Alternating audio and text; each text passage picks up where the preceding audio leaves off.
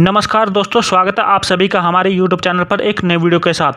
और आज हम बात करने वाले हैं पीएसएल इंडिया लिमिटेड कंपनी की, जिसमें ईडी ने पीएसएल इंडिया लिमिटेड के मामले में 192.51 करोड़ से अधिक की संपत्ति को कुर्क करने की जानकारी सामने आई है, जो कि पीएसएल के निवेशकों के लिए एक राहत की खबर है।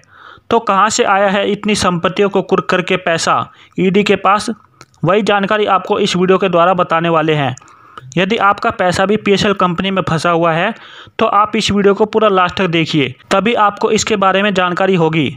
और यह जो जानकारी सामने आई है वह 20 मई 2022 को द हिंदी न्यूज़पेपर तथा बिजनेस टुडे में आई है, जो कि एक राष्ट्रीय न्यूज़पेपर है। और यदि आप इस खबर को पढ़ना चाहते हैं तो इसका लिंक मैं नीचे डिस्क्रिप्शन बॉक्स में पेस्ट कर दूंगा, जिस पर आप क्लिक करके भी आप इस खबर को पढ़ सकते हैं।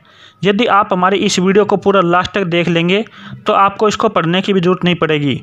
तो चलिए दोस्तों, जानते हैं इस खबर के बारे में विस्तार से, जिसमें बताया गया है कि फर्म ने भूखंडों का वादा करने वाले लोगों से धन एकत्रित किया और बाद में धन को डाइवर्ट कर दिया। फर्म है पीएसएल कंपनी और भूखंड है प्लाट, यानी पीएसएल कंपनी ने प्लॉट के नाम पर लोगों से पैसा जमा किया और बाद में उस धन को आगे ट्रांसफ़र कर दिया। अब यह ट्रांसफ़र कहाँ किया है उसके बारे में बताएंगे। पर्वतीय निदेशालय, यानी जिसको ईडी भी बोलते हैं, ने पीएसएल इंडिया लिमिटेड और अन्य से जुड़ी मनी लॉन्ड्रिंग मामले में रुपये 192.51 करोड़ से अधिक की संपत्ति कुर्क की है और इन संपत्तियों में 3.39 लाख वर्ग मीटर से अधिक की भूमि शामिल है, जिसका मूल्य सरकारी दरों के अनुसार लगभग रुपये 185 करोड़ है। और 7.51 crore DDPL global infrastructure private limited, unicorn infra project और एस्टेट प्राइवेट लिमिटेड से संबंधित बैंक बैलेंस के रूप में है। यूनिकॉर्न और bright view products estate private limited, यानी कि पीएसएल कंपनी इन तीन कंपनियों के साथ भी मिलकर व्यवसाय कर रही थी, जिन पर ईडी ने कार्रवाई की है और इनके बैंक खातों से लगभग 7.51 करोड़ रुपए प्राप्त करने में कामयाब हुई है। ईडी के मुताबिक पीएसएल इंडिया एजेंटों और स्थानीय कार्यालयों के माध्यम से अचल संपत्ति और कृषि भूमि की बिक्री के कारोबार में थी। इसने विभिन्न योजनाओं के तहत निवेशकों से देश के विभिन्न हिस्सों में भूखंडों के आवंटन या आवंटन के बदले भूमि के अपेक्षित मूल्य के बराबर परिपक्वता पर का वादा करते हुए निवेशकों से सैकड़ों करोड़ रुपए में धन एकत्रित किया था। इसके निदेशकों ने कथित तौर पर धन की हेराफेरी की और विभिन्न संस्थाओं में निवेश करके व्यक्तिगत लाभ के लिए इसका इस्तेमाल किया। और जैसा कि आप सभी जानते हैं, पीएसएल कंपनी कृषि जैसी भूमि को खरीदने के लिए निवेशकों से निवेश करवाती थी, परंतु इसके जो कर्ता धर्ता या डायरेक्टर है, उन्होंने अपने पर्सनल यूज के लिए उन पैसों को अन्य कंपनियों में लगाना शुरू कर दिया और उन पैसों के साथ हेराफेरी करने लगे, जिसमें आगे ईडी ने जांच में पाया कि पीएसएल ने धनश्री डेवलपर्स प्राइवेट लिमिटेड को भी 101 करोड़ रुपए ट्रांसफ़र किए, जिसमें से 26 करोड़ DDPL को भी डाइवर्ट किए गए थे।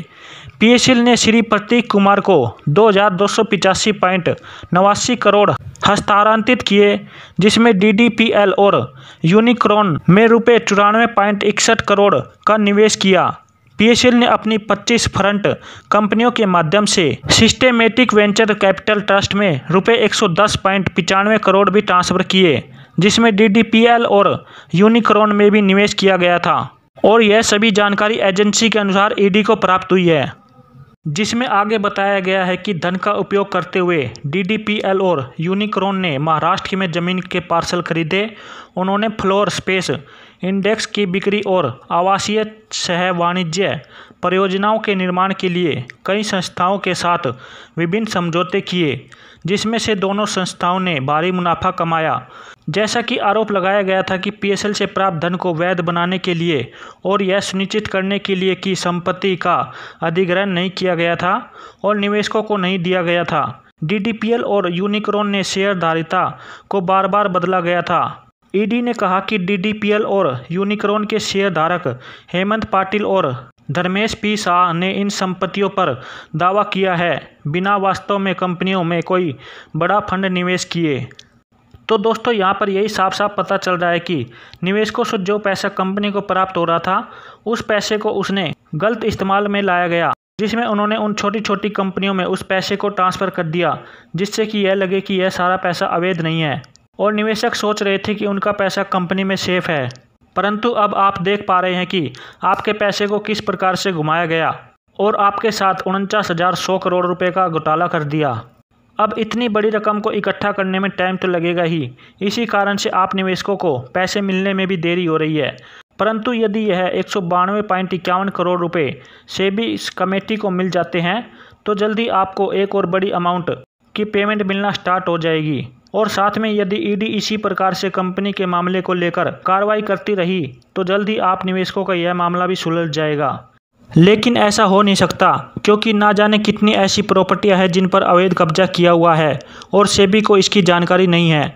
तो यदि आपको लगे कि आपके आसपास ऐसी पीएसएल की प्रॉपर्टी है जिस पर अवैध कब्जा किया हुआ है तो आप हमें नीचे कमेंट करके ज़रूर बताएं। तो दोस्तों यही थी आज की वीडियो में पीएसएल इंडिया लिमिटेड से जुड़ी एक और जानकारी। ऐसी ही जानकारी पाने के लिए हमारे चैनल को सब्सक्राइब जरूर करें। मिलते हैं जल्दी एक और नई वीडियो के साथ, तब तक के लिए जय हिंद, जय भारत।